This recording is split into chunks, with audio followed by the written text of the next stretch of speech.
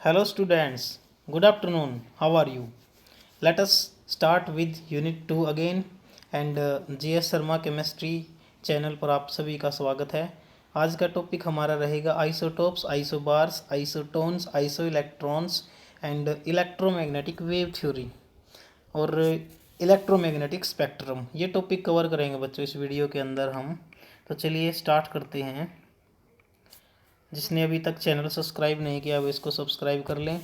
Channel का नाम है GS शर्मा केमिस्ट्री। तो चलिए आज का टॉपिक बड़ा इजी है बच्चों। क्या है? आइसोटोप्स क्या होते हैं, आइसोबार क्या होते हैं, आइसोटोन्स क्या होते हैं और आइसो इलेक्ट्रॉनिक स्पीसीज क्या होती हैं। Let us start with isotopes. What are isotopes? Isotopes को हिंदी में बोलते हैं बच्चों हम समस्थानिक। क्या बोलते हैं हिंदी में? समस्थानिक। क्या होते हैं समस्थानिक भाई? समस्थानिक का मतलब होता है ऐसे same atom of same element, एक एलिमेंट के वो सेम एटम जिनका एटॉमिक नंबर तो क्या हो बच्चों सेम हो और एटॉमिक मास या फिर मास नंबर क्या हो डिफरेंट हो। क्या बताया आपको? ऐसे एटम्स सेम एलिमेंट के जिनका एटॉमिक नंबर सेम हो और एटॉमिक मास डिफरेंट हो उनको आइसोटोप्स बोलते हैं भाई। क्या बोलते हैं? आइसोटोप्स बोलते हैं। जैसे H11, H12, H13 हाइड्रोजन के 3 आइसोटोप हमारे पास प्रेजेंट हैं। कौन कौन से? फर्स्ट का नेम क्या होता है बच्चों? मेरे पास H11 होता है प्रोटियम, P से डिनोट किया जाता है। H12 क्या होता है बच्चों? ड्यूटेरियम, D कैपिटल D से डिनोट किया जाता है। और H13 क्या होता है बच्चों? ट्रीटियम, कैपिटल T से डिनोट किया जाता है। और ये रेडियो एक्टिव भी होता है। मैं आपके नॉलेज के लिए बता दूं आपको, तो ध्यान रखिए। 3 आइसोटोप हमारे पास। आइसोटोप का मतलब सेम एटॉमिक नंबर्स। देखो अगर एक्स मेरे पास कोई एलिमेंट होता था तो नीचे क्या होता था? एटॉमिक नंबर, ऊपर क्या होता था? Atomic mass. तो यहाँ पे हाइड्रोजन का आप देख सकते हैं H11, H12, H13। It means atomic number is same and atomic mass is different for each isotopes. ठीक है। चलिए सेकंड पॉइंट हमारा है आइसोबार्स क्या होते हैं। आइसोबार्स क्या होते हैं बच्चों? संभारिक। संभारिक का मतलब सच एटम्स ऑफ डिफरेंट एलिमेंट। ये क्या होंगे? डिफरेंट एलिमेंट के वो एटम होंगे जिनका एटॉमिक नंबर क्या है आपकी बारी डिफरेंट है और मास नंबर आपकी बार सेम है। तो एग्जांपल एक ही हमारे पास है यहाँ पर। आर्गन एटॉमिक नंबर 18 है, एटॉमिक मास कितना कंसीडर किया जाता है? 40। पोटेशियम का देखो बच्चों, पोटेशियम का एटॉमिक नंबर कितना है? 29, एटॉमिक मास 40। कैल्शियम का देखो again, atomic number is 20 and atomic mass is 40। You can say that there is only atomic number different and atomic mass for each species is same. तो उनको बोलते हैं isobar, समभारिक। जिनका समभारिक मतलब जिनका बार या मास मतलब सेम है। ठीक है। चलिए आइसोटोन्स क्या होते हैं? आइसो का मतलब सेम, टोन्स का मतलब न्यूट्रॉन्स। ठीक है। तो सम न्यूट्रॉनिक जिनके न्यूट्रॉन सेम हो, यानी ऐसे एलिमेंट ऐसे एटम्स डिफरेंट एलिमेंट्स के जिनके अंदर नंबर ऑफ न्यूट्रॉन सेम हो। अब नंबर ऑफ न्यूट्रॉन कैसे निकाला जाता है? मैंने पिछले लेक्चर में आपको बताया है। नंबर ऑफ न्यूट्रॉन कैसे निकाला जाएगा? N is equal to A minus Z. What is A here? A is atomic mass, Z is atomic number. अगर कोई एलिमेंट मेरे पास X एलिमेंट है, उसका एटॉमिक नंबर नीचे है, एटॉमिक मास ऊपर है, तो इसमें से ये घटा दो आप। जैसे फॉर एग्जांपल बच्चों सोडियम है, सोडियम का 11 तो क्या है एटॉमिक नंबर, 23 क्या है atomic mass. How many proton electron neutron in present in their? बताओ। इलेक्ट्रॉन तो कितने हैं? 11। प्रोटॉन भी कितने हैं? 11। न्यूट्रॉन कितने हैं? घटाएंगे हम, A माइनस जेड करेंगे। Atomic mass is 23, atomic number is 11 and we get simply 23 minus 11 you will get 12। Number of neutrons are in sodium are 12। Understand? चलिए अब नेक्स्ट मेरे पास जो एग्जाम, अब ये देखो मैंने एग्जांपल आपको दिया यहाँ पे इसका, कार्बन, नाइट्रोजन, ऑक्सीजन। ठीक है। कार्बन का एटॉमिक नंबर 6 है, एटॉमिक मास कितना है अभी? 14। और नाइट्रोजन का एटॉमिक नंबर 7 है, एटॉमिक मास कितना है? 15। ऑक्सीजन का एटॉमिक नंबर 8 है, एटॉमिक मास कितना है? 16। सब में देखो 14 minus 6 8, 15 minus 7 is equal to 8. Again you will say that 16 minus 8 is equal to 8. Number of neutrons are in each case same. So these are called the isoneutron या फिर isotones. ठीक है। What are isoelectronic species? Iso electronic species बच्चों नाम से ही पता लग गया होगा, जिसमें सम इलेक्ट्रॉनिक यानी इलेक्ट्रॉनों की संख्या सेम होगी। ऐसी स्पीसीज जिनके अंदर नंबर ऑफ इलेक्ट्रॉन्स हमारे सेम है आइसो इलेक्ट्रॉनिक स्पीसीज कहलाती हैं। आप you can see that easily. मैंने सपोज करो नियॉन ले लिया, नियॉन में कितने एटॉमिक नंबर है इसका? 10। तो इसमें 10 ही इलेक्ट्रॉन होंगे ना? यस।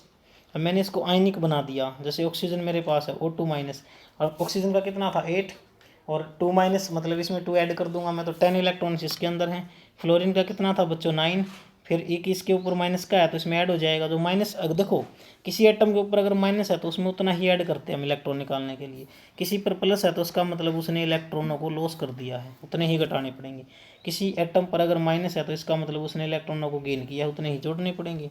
तो बताओ O2 नेगेटिव 10 हो गई, F नेगेटिव में भी 10 हो गई। सोडियम में 11 होते हैं लेकिन Na प्लस है, एक इलेक्ट्रॉन क्या कर दिया, माइनस कर दिया, तो 10 ही इसके अंदर है। मैग्नीशियम में 12 होता है एटॉमिक नंबर, 12 इलेक्ट्रॉन्स हैं, बट Mg2 प्लस मतलब 2 इलेक्ट्रॉन लॉस कर गई, तो you will get 10 electrons. Aluminium में कितने होते हैं 13, again you can say that 3 electrons are lost here. So total number of electrons कितने हैं 10 ओनली। सो सब में कितने इलेक्ट्रॉन हो गई 10 electrons are present in each case, so these are called isoelectronic species. Understand? Yes. एक question आपको मैंने दिया है, ये इसको सोल्व करके दिखा देता हूँ। चलो मैं, इसमें कितने प्रोटॉन कितने इलेक्ट्रॉन कितने न्यूट्रॉन होंगे ये दे रखा आपको एक example. Bromine 35 to 80, atomic number कितना है ब्रोमीन का, यहाँ देखो ब्रोमीन अगर मेरे पास कोई एक्स एलिमेंट ब्रोमीन है तो ऊपर तो क्या लिखूंगा मैं इसका एटॉमिक मास 80 और नीचे क्या लिखूंगा इसका atomic number that is 35। So we can see that the arrangement is number of proton is equal to number of electrons and that is equal to the atomic number that is 35, number of neutrons A minus Z, 80 minus 35 you will get 45। मिल गया answer. अगला topic start होता है बच्चों अपना यहाँ से। क्या नाम है टॉपिक का भाई, इलेक्ट्रोमैग्नेटिक वेव थ्योरी भी बोल सकते हो आप इसको, या इलेक्ट्रोमैग्नेटिक रेडिएशन क्या होते हैं EMR। हिंदी में आप जानते होगे विद्युत चुंबकीय तरंगे या विकिरणें, 10th में पढ़ा ना अपने विद्युत चुंबकीय तरंगे इलेक्ट्रोमैग्नेटिक रेडिएशंस।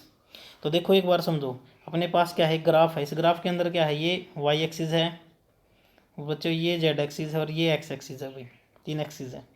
तो मैग्नेटिक फील्ड मेरा ले लिया मैंने किसके थ्रू, जेड एक्सिस के थ्रू मैंने मैग्नेटिक फील्ड को शो कर दिया और एक्स वाई एक्सिस के थ्रू मैंने इलेक्ट्रिक फील्ड को शो कर दिया।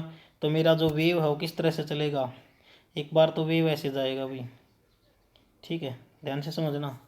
सेकेंड टाइम वेव हमारा कैसे जाएगा, सेकेंड टाइम ये वेव किस तरह से गया है, ये एक्चुअली इलेक्ट्रिक फील्ड के परपेंडिकुलर है, ठीक है। अब ये मैग्नेटिक फील्ड के परपेंडिकुलर जाएगा बच्चों, तो मैग्नेटिक फील्ड के परपेंडिकुलर जाएगा तो कैसे जाएगा, सिंपल है भाई ऐसे जाएगा देखो, ठीक है। यानी एक्चुअल में क्या है इलेक्ट्रोमैग्नेटिक रेडिएशन बन गई अपनी ये। तो इलेक्ट्रोमैग्नेटिक रेडिएशन क्या होती है भाई, ऐसी रेडिएशन जो क्या है जिसमें जो इलेक्ट्रिक फील्ड के क्या हैं कि परपेंडिकुलर है, मैग्नेटिक फील्ड के भी क्या हैं परपेंडिकुलर हैं और खुद जहाँ पर जाएंगी, यानी ये होता है इसका प्रोपेगेशन, डायरेक्शन ऑफ प्रोपेगेशन के भी क्या होंगी परपेंडिकुलर होंगी।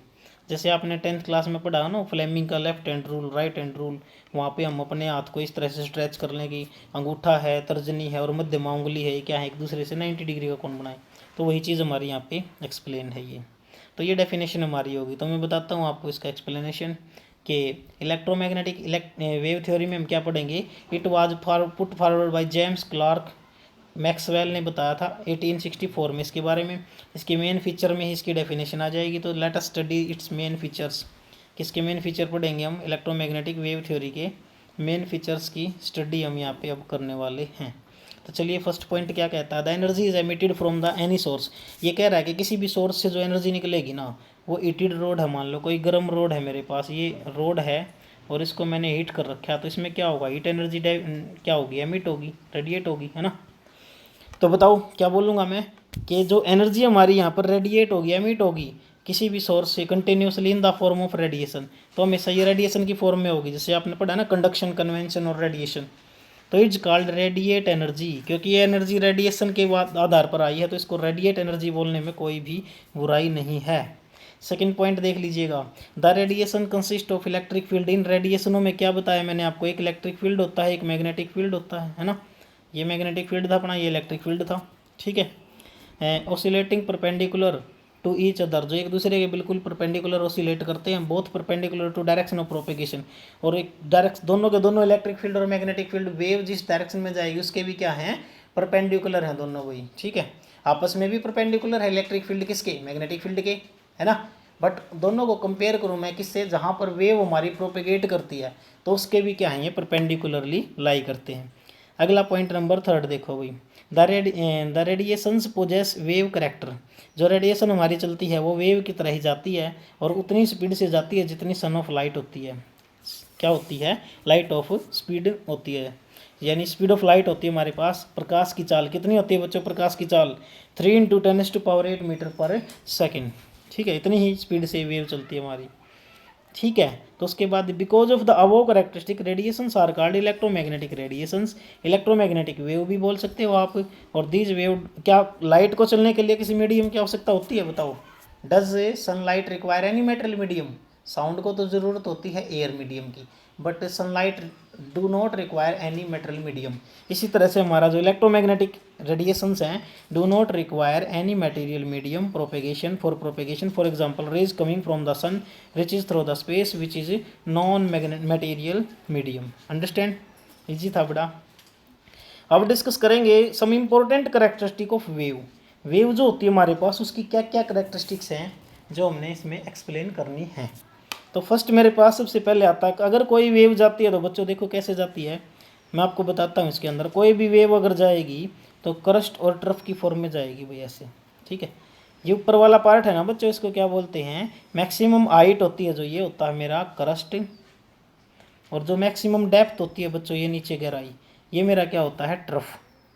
इस तरह से हम क्रस्ट और ट्रफ को समझेंगे। ठीक है, तो चलिए देखिए, वेवलेंथ सबसे पहली टर्म है इसके अंदर। वेवलेंथ क्या होता है, इसको लैम्डा से डिनोट किया जाता है। लैम्डा का सिंबल ये है, तो क्या है, हिंदी में बोलते हैं तरंगदैर्घ्य। तरंगदैर्घ्य it is defined as the distance between any two conjunctive crust and two trough, यानी दो कंजक्टिव क्रस्ट और ट्रफ के बीच की दूरी को मैं वेवलेंथ यहाँ पे बोलूँगा। इसको रिप्रेजेंट लैम्डा से करेंगे। इसको मीटर, सेंटीमीटर, नैनोमीटर, पिकोमीटर में आप माप सकते हो, मैंने लिखा आगे। It is expressed in angstrom. इसको आप किस में मापोगे भाई, एंगस्ट्रॉम में, या मीटर में, या सेंटीमीटर में, नैनोमीटर में, पिकोमीटर में। मैंने बता दिया यहाँ पे डिटेल में। एक ऑंगस्ट्रॉन्ग में कितने सेंटीमीटर होते हैं, 10⁻⁻8 सेंटीमीटर। और इसमें मीटर कितने हो जाएंगे, 10⁻10 मीटर। और एक नैनोमीटर में कितने मीटर, 10⁻9 मीटर। एक पिकोमीटर में कितने मीटर, 10⁻12 मीटर। और एक नैनोमीटर में अल्टीमेटली आप कह सकते हो कि एक नैनोमीटर में 10 एंगस्ट्रॉम होते हैं भाई। ठीक है, समझ गए ना? अब समझो, देखो मैंने क्या बताया कि दो कंजक्टिव ट्रफ और क्रस्ट के बीच की दूरी को बोलते हैं हम वेवलेंथ। जैसे मेरे पास क्या है, ये एक वेव है बच्चों, ये वेव गई इस तरह से। ठीक है, तो ये क्या बन गया, इसका पहले वाला क्रस्ट, ये क्या बन गया, दूसरे वाला क्रस्ट, ये क्या बन गया, पहले वाला ट्रफ, दूसरे वाला ट्रफ। तो कंजक्टिव का मतलब है एक बिल्कुल लगातार। तो ये मेरे पास एक इसके बीच की जो दूरी है ना और इसके बीच की जो दूरी है, मैं उसको बोलूँगा वेवलेंथ। समझ गए होगे ना इजीली? या फिर ये तो है टू कंजक्टिव क्रस्ट के बीच की दूरी भी वेवलेंथ होती है। या फिर इसको भी आप बोल सकते हो, ये जो दूरी है दोनों के बीच की यहाँ तक की, इसको भी आप लैम्डा ही बोलोगे, ये भी वेवलेंथ है भाई। एक वेव की कितनी लेंथ है भाई, बेसिक सी बात है। एक वेव की डिस्टेंस कितनी है, डिस्टेंस ट्रेवल कितनी की है उसने, तो जो डिस्टेंस की यूनिट होती है वही इसकी होती है, सिंपल सी बात है। चलिए नेक्स्ट पॉइंट मेरा फ्रीक्वेंसी का। फ्रीक्वेंसी का मतलब है एक पॉइंट से एक सेकंड में कितने पार्टिकल वाइब्रेट करते हैं। जैसे पंखा है मेरे पास बच्चों, ये पंखा जो चलता है वो एक सेकंड में कितने चक्कर काट देता है उसके, वो उसकी फ्रीक्वेंसी हो गई। ठीक है, किसी भी चीज़ की फ्रीक्वेंसी कैलकुलेट की जा सकती है। फ्रीक्वेंसी को हिंदी में आवृत्ति बोला जाता है। The number of waves passing through the A point, एक पॉइंट से कितनी वेव जाती हैं एक सेकंड में। ये मान लो मेरे पास एक पॉइंट है और एक सेकंड में इसमें से देखो कितनी वेव चली गई, मान लो 10 वेव चली गई, तो मैं बोलूँगा इसकी फ्रीक्वेंसी 10 हर्ट्ज है। कितनी है, 10 हर्ट्ज। अंडरस्टैंड? तो क्या बताया मैंने, number of waves passing through the A point in A 1 second.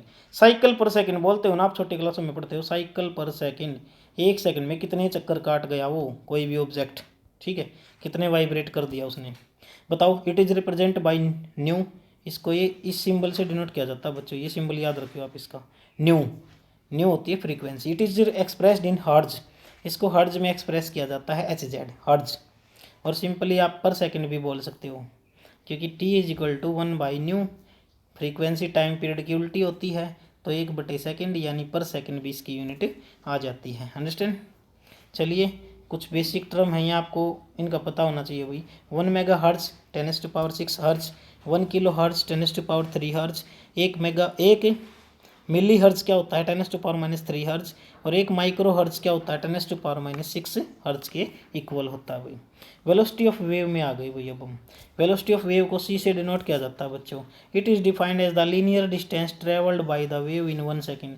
1 second में वेव कितनी डिस्टेंस तय करती है, कितनी दूरी तय करती है, और डिस्टेंस की यूनिट क्या बताई थी, मीटर। तो इस स्पीड की यूनिट क्या हो जाएगी वेलोसिटी की, मीटर पर सेकेंड। एक फार्मूला मैं आपको बताऊँ यहाँ पे कि nu is equal to c upon lambda. C यहाँ पे स्पीड ऑफ लाइट है बच्चों, जिसकी वैल्यू फिक्स होती है 3 × 10⁸ मीटर पर सेकेंड। तो बताओ सी इजिकल टू किसके इक्वल हो जाएगा, न्यू इंटू लैम्डा। तो एक फार्मूला बन गया, न्यूमेरिकल्स आएंगे इस पर।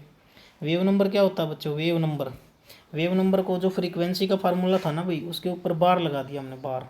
इसको बोलते हैं न्यू बार। क्या बोलते हैं, न्यू बार। और ये वेव लेंथ का उल्टा होता है बच्चों, इसमें कोई दिक्कत वाली बात नहीं है।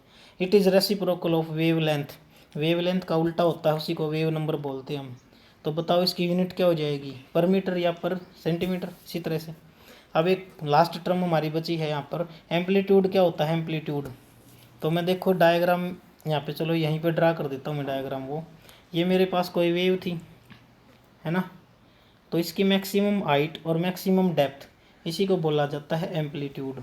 ये भी एम्पलीट्यूड है इसका, और ये भी एम्पलीट्यूड है। तो समझ गए ना क्या बताया, एम्पलीट्यूड क्या है।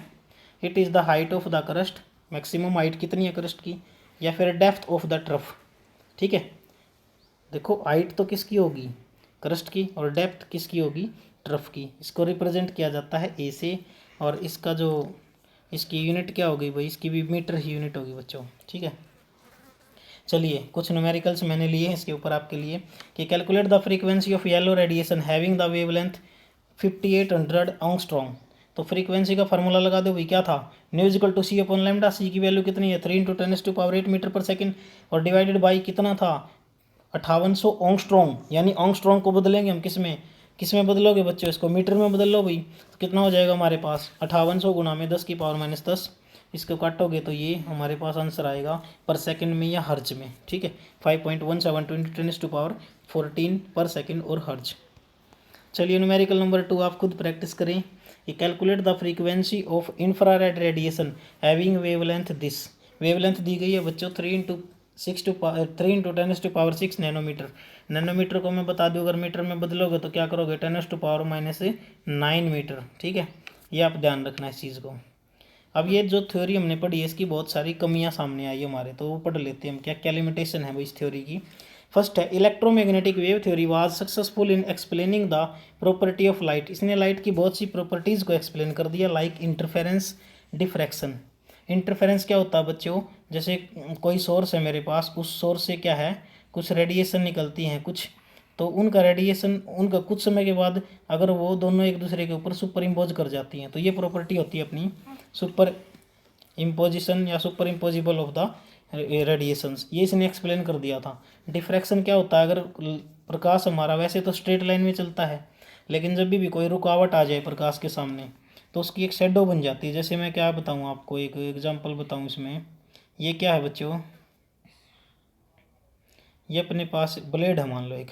ठीक है, इस ब्लेड के अंदर क्या है, अगर मैं इसको एक सोर्स ऑफ लाइट के सामने लेके जाऊँ, यहाँ पे ये सोर्स ऑफ लाइट है, मोमबत्ती है मान लो कोई भी, तो इसकी जो लाइट है, अब इसके जितना नज़दीक लेके जाओगे इसकी शेडो उतनी ही बड़ी बनती जाएगी पीछे। ये होता है डिफ्रैक्शन, विवर्तन, प्रकाश का विवर्तन। क्या बोलते हैं इसको, प्रकाश का डिफ्रैक्शन ऑफ लाइट, विवर्तन ऑफ लाइट। ठीक है, तो चलिए इसकी एक कमी, एक इसकी उपलब्धि तो मैंने आपको बताई, इसकी क्या अचीवमेंट थी, लेकिन इसकी कमियां क्या थी, ये नहीं एक्सप्लेन कर पाई। क्या, एक तो ब्लैक बॉडी रेडिएशन का फिनोमिना, आगे पढ़ेंगे हम कल वाले लेक्चर में। क्या होता है ब्लैक बॉडी, ब्लैक बॉडी ऐसी एक ऑब्जेक्ट होती है जो मतलब जितनी ज़्यादा हीट एब्जॉर्ब करती है उतनी ही ज़्यादा हीट वो क्या करती है, रेडिएट करती है भाई। जैसे आप गर्मियों में ब्लैक शर्ट डालते हो ना, तो ब्लैक शर्ट में क्या है, अगर धूप में बैठ के देखो तो ब्लैक शर्ट बहुत गर्म हो जाएगी, और वो गर्मी उसके अंदर से ऐसे निकलेगी जैसे हीटर लगा हुआ बिल्कुल। इसी को बोलते हैं ब्लैक बॉडी रेडिएशन। ये नहीं बताया गया यहाँ पे इसके बारे में। ठीक है, अगला पॉइंट है फोटो इलेक्ट्रिक इफेक्ट। इसने नहीं बताया फोटो इलेक्ट्रिक इफेक्ट के बारे में, जो कि बताएगा कौन, फोटो इलेक्ट्रिक इफेक्ट का टॉपिक बताएगा हमारे पास आइंस्टाइन साहब बताएंगे। और आइंस्टाइन साहब को इस टॉपिक पे नोबेल प्राइज़ मिला हुआ भाई, फोटो इलेक्ट्रिक इफेक्ट पे, बहुत काम का टॉपिक है। वैसे मैं थोड़ा सा हिंट दे दूँ आपको इसके बारे में, कि जब भी कोई सरफेस, मेटल की सरफेस होती है, उस पर हम क्या करते हैं, एक लाइट, सुफिशियंट फ्रीक्वेंसी की लाइट फॉल करवाते हैं, तो इसमें से इलेक्ट्रॉन निकलने स्टार्ट हो जाते हैं, इन्हीं को बोलते हैं फोटो इलेक्ट्रॉन्स, और इस प्रक्रिया को बोलते हैं फोटो इलेक्ट्रिक इफेक्ट। बाद में पढ़ेंगे, पूरा एक्सप्लेन करेंगे इस टॉपिक को एक लेक्चर में।